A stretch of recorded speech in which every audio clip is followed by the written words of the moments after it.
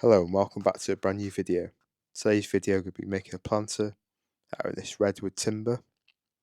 I've got spare, got some offcuts of timber which need to be used up so it clears some space. So let's make it, shall we? So I'm just marking it up now. I'll put the sizes on screen now.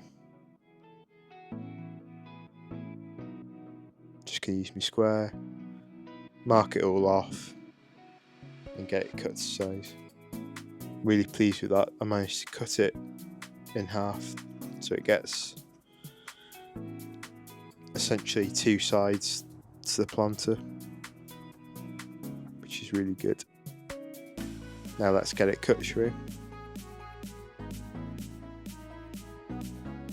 So just using the chop saw to go through that, using the hoover as well for the extraction. So let's get it cut, shall we? There's 8 in total. Just double checking as well. Always best to measure twice, cut once.